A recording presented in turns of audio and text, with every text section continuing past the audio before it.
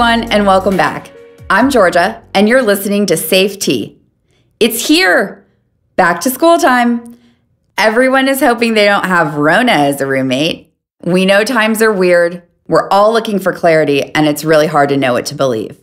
Here at Safe Tea, we sent our crew out to do a woman on the street style interview to get the vibe of what you and your friends are feeling. Shall we get started? All right, first question. Are you guys social distancing? And I mean like really social distancing, 6 feet apart, mask, no handshake or hugs, doing it all day, every day? I live with 6 college girls, so as much as I try my hardest, it's not always easy per se, but I do try to put an effort into doing that. You might want to pick on him first. Why ain't you picking on me? He's been here the longest. Okay. All right, so are you social distancing? Like yes. Really social distancing? Yes, ma'am. Masks? Yes, ma'am. You're awful close to him. I think that's like, I think that's about 3 feet. Hey. Okay. Are you socially distancing, and I mean really socially distancing? 6 feet apart, masks all the time, hand sanitizer, all this stuff that CDC recommends? No. I would say I've tried, but I also have like small groups of friends that we have hung out with each other. I think masks are usually on, but outdoor settings and stuff has been a little more lax. And also, like, being an athlete, like, we're practicing and touching the same stuff, so even though we're wearing a mask, I wouldn't think that's considered socially distancing when you have to spot each other for lifts and stuff like that. Do you know anybody with COVID? Lots from parties. Like, one person will go, and then everyone ends up getting it. So I've known lots of people from grad parties, things like that, and it just, like, spread really fast with them, so. Let's talk about some social stuff. If there's a big party going on, I don't go to parties anymore. Yeah, I mean, maybe if I wasn't an athlete, I don't know. I know some people that would do it, but as an athlete, I gotta be at the house. I can't take no chances. You guys take it seriously. Yeah, we want this season back. I don't trust, even if I was a party person, I don't think I'd trust other students at parties to be smart enough outside of the party to wear their mask and socially distance and stuff, so I wouldn't go. Okay, we all know people got a little crazy back in March and started hoarding things like toilet paper and sandy wipes. What about you? You know what hoarding is? I believe. Okay, are you hoarding anything? No. Are you hoarding anything for the semester? No. Do you know anybody that is? Oh, no. No? Okay. Nobody. So, what are you hoarding? Nothing really. My 10 extra quarantine pounds. It won't go away. Actually, at the beginning of the pandemic, my mom went and bought quite a bit of toilet paper. So we were definitely hoarding some toilet paper. But other than that, I've been working at Kroger, so every time we need something, I've been able to buy it and get it from the back room. And so we haven't really been hoarding anything. So there you have it. Need toilet paper? Work at Kroger and hide it in the back room.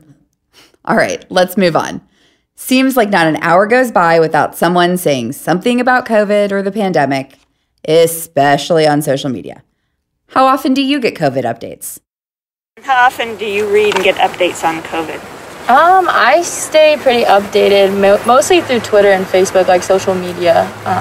That's about it, though. Like daily, multiple times a day? Yeah, I'm on Twitter a lot, so I usually just have like a COVID-19 tab on like the trending page, so I check that pretty often. What do you find most interesting on that tab? Usually it will like update, like the other day actually I read about like the face masks that, I don't know what they're called. You usually wear them like snowboarding or something. They're not like the actual masks, how they're like not as effective. So I read about that. Usually just updates about like any more CDC guidelines too, especially since I'm going to be a teacher. So I try to keep updated on those. So how often do you read or get updates on COVID? Basically every day. Like almost every single day I get emails from like on campus and stuff. If you didn't have to do it for school, would you be checking it out on your own or? On my own, I think I would say so because I'm health services management major and majority of our classes are public health classes. So as soon as this we heard about the coronavirus, we started learning about it in classes and we were like, oh, no way, that's gonna come to America. And then as soon as we found out oh, there's cases in Indiana, and then no way our class is gonna get online or shut down, and then here we are, and it's just crazy. I see it through on my Twitter feed, or I'll see it scrolling through different social media platforms.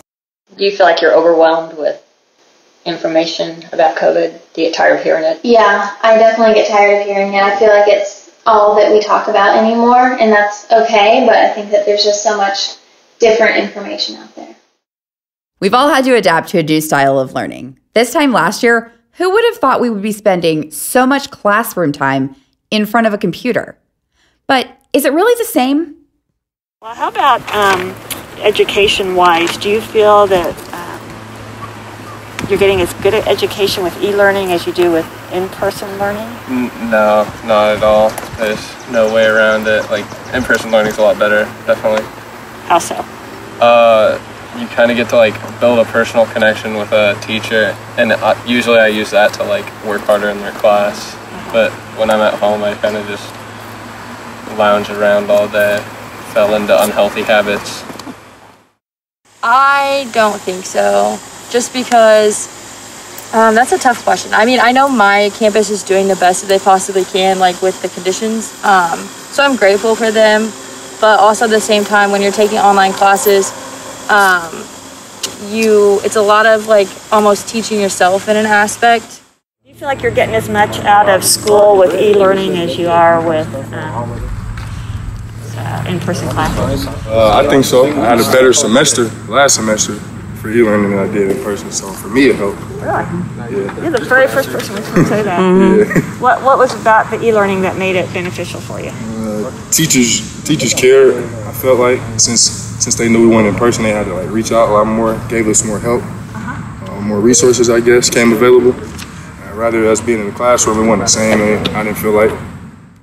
Tell me about e-learning versus in-person learning.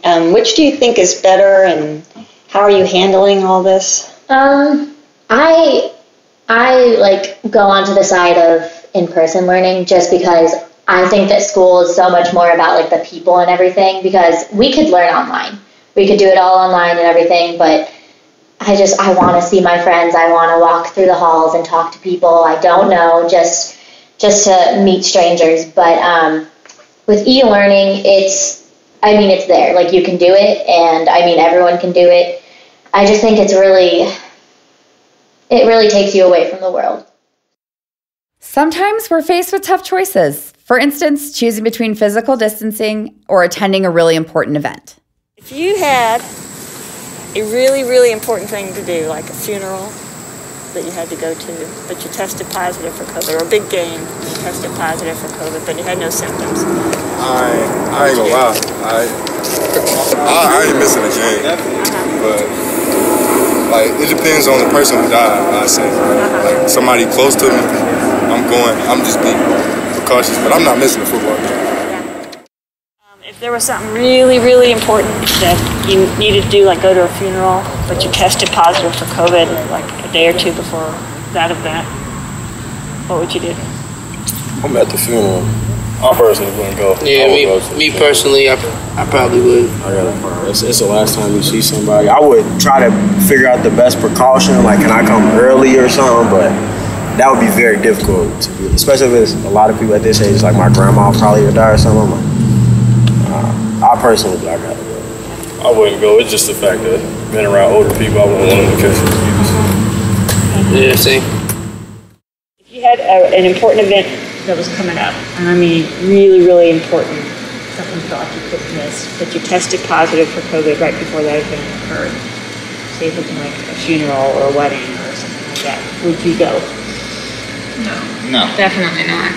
I wouldn't want to put anybody else's health at risk when I know, and I would feel bad if they contracted it from me. That would take a mental toll. Yeah, definitely couldn't deal with that on my conscience if someone were to pass away or just get super ill because I made that decision. The events over the last half of the school year were surreal. We've all had to adapt. Now that we've had a few months to deal with COVID, how do you feel about returning to school? What's your mental state? Just give me one word, each of you, about your mental status going back into the school. I'd say like anxious.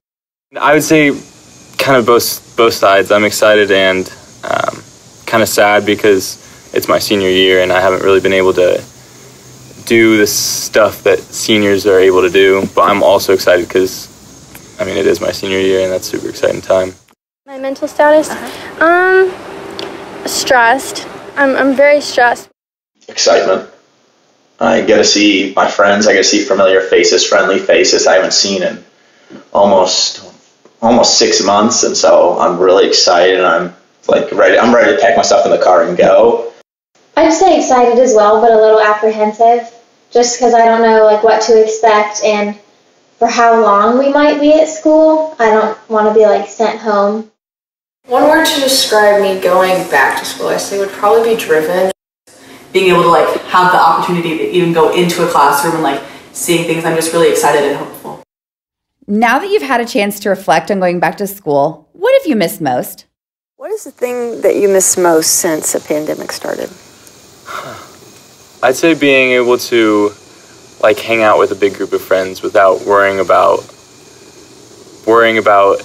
whether we're going to get it or whether someone else has it or whether people are watching us and afraid because we're not social distancing. I'd say just being with my friends without worries, sort of thing.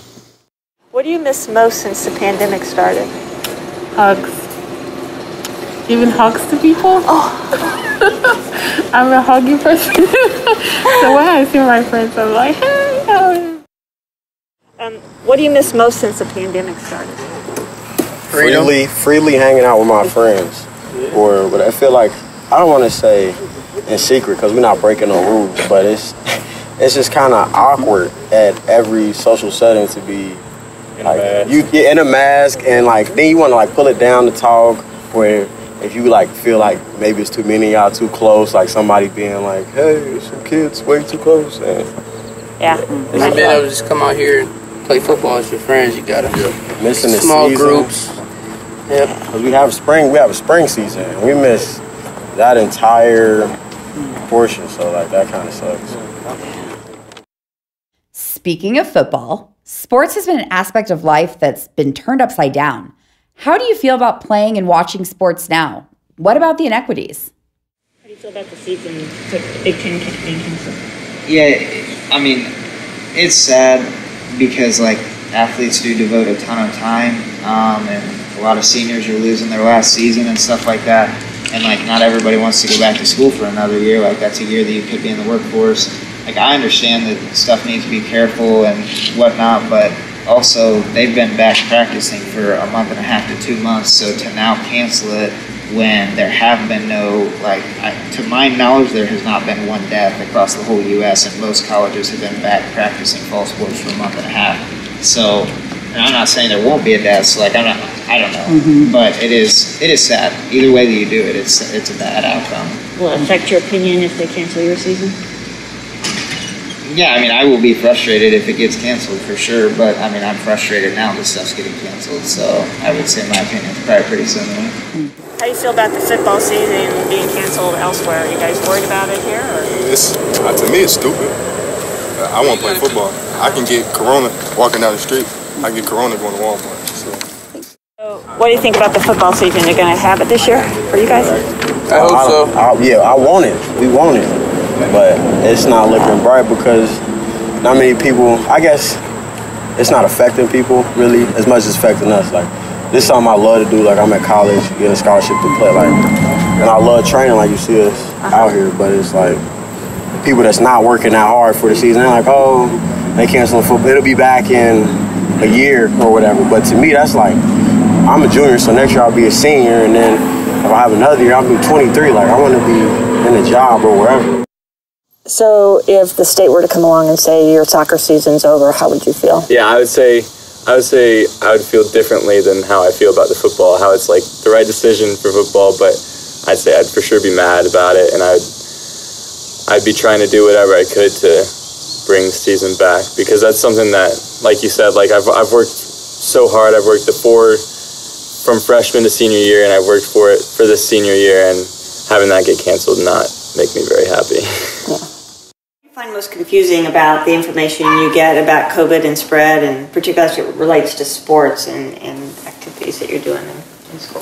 I just think it's weird, some of the rules, like it's all very like contradictory. So like for my cheerleading team, we are all spread out on the track with no masks, but then the second we stunt, we all have to put masks on. But the football players are out on the field wearing no masks, and they're able to tackle each other and have full contact. So it's just kind of like, why is it not okay for us, but it's okay for them? I feel like the thing that is the most confusing is the non-contact sports have more rules than the contact sports. Like football, no one has to wear a mask. Lacrosse, no one. But then like for cheer and volleyball, it's so strict about the masks, and I think that's so strange. So there you have it. Just like medical experts, we all have different perceptions of life during a pandemic. Starting college for the first time with all the uncertainties is hard enough, but add in a pandemic seems downright cruel. Here at Safe T, we've put together 5 universal tips and truths, no matter where you stand on the pandemic. Number 1, be a good human being. Wear a mask in public, do physically distance, don't social distance. This means you need to have social interactions, you just can't go around touching people to get it. So be more social and less physical. Wash your hands. 20 seconds seems like an eternity. I know. You can make it go by faster by listening to 20 seconds of your favorite song. What do you have to say about it, Sam? Like, common sense is go wash your hands. And like wash your hands, not just put them underwater. And I feel like that having to be said is kind of sad, but it's working. Like, it's kind of sad how many people didn't do that. Number 2, have a plan if you're forced to leave your dorm and transition to online classes. Emily, why is that important? Because I don't know like what to expect and for how long we might be at school. I don't want to be like sent home 4 weeks in or whatever. Have the basic necessities easily accessible if you have to survive for a few days, like money, food, and a place to go. You don't need to stay packed like a natural disaster is about to strike, but do stay organized. And don't forget to fully understand the contingency plans for changes in face-to-face as well as e-learning for each of your courses. And make sure you get it in writing. This is very important.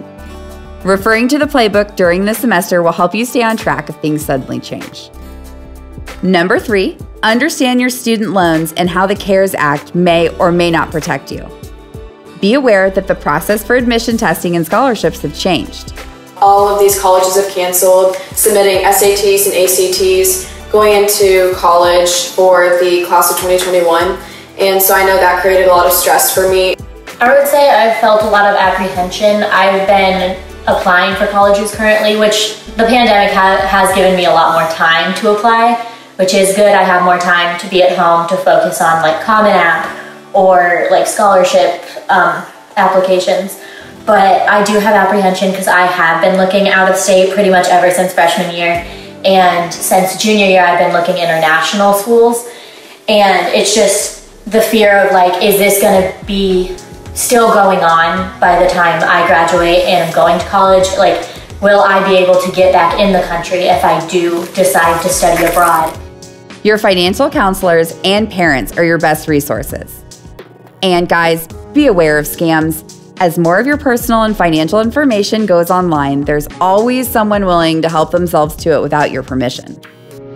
Number 4, go to your happy place. Stay in touch with family, remind them you need care packages weekly or more often if necessary.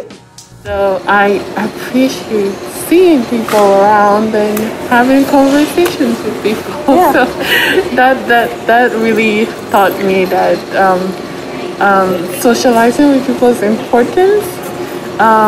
Getting to go out and do anything is important.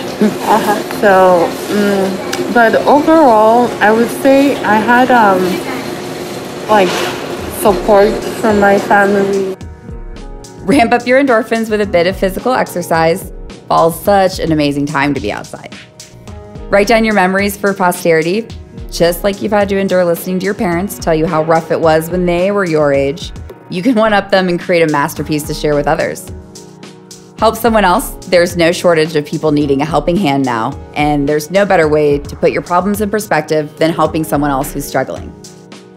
You can always Netflix and keep it creative, legal, and physically distance while you're doing it. Lastly, be in tune with your body. Michelle, you have some great insights as how the pandemic affected your mental health. It's all so stressful for me, and it's like not anything I'm used to doing, so yeah, I don't know. And I think the whole idea of like having everything online and staying in my apartment the whole time is very like depressing. And like the whole quarantine, I felt like yeah, I can like FaceTime my friends and stuff, but it's just not the same. Like just being alone by myself all the time, it's very like sad to me. And what are some signs of depression? Are you sleeping more and still feeling tired? Or maybe you're sleeping less? Has your weight changed because you're eating more or less? Are you finding people more annoying and getting short with them? Do you find yourself wanting to be alone? Are you drinking large amounts of alcohol or smoking anything? These are all signs of depression. It's the second hit of this pandemic. Just like any illness, recovery is much quicker and less painful the earlier you seek treatment. All universities have mental health resources, so make sure to take advantage of them. And if it's a friend or acquaintance who's in need, walk with them to get help. Remember, National Suicide Prevention Week is September 6th through the 9th. Check out www.activeminds.org to get involved, or call the National Suicide Prevention Hotline if you or someone you know needs immediate help. The number is 1-800-273-8255. Someone is there 24/7. The number again, 1-800-273-8255. This has been the first installment of Safe Tea on the Streets, a regular feature on Safe Tea where we ask random people their thoughts about current issues impacting the lives of you and your peers. If you have a story you'd like to share or a topic for Safe Tea on the Streets, contact us at rachelsfirstweek.org. Safe Tea is brought to you by Rachel's First Week. Executive producer, Mike Wilson from Airborne. Sound engineer, Ben Vaughter. And a very special thanks to Health Initiatives for their sponsorship of this podcast. Visit us on Facebook, Snapchat, Instagram, and Twitter at #Rachel's First Week. Don't forget the A in Rachel, spelled RACHAEL.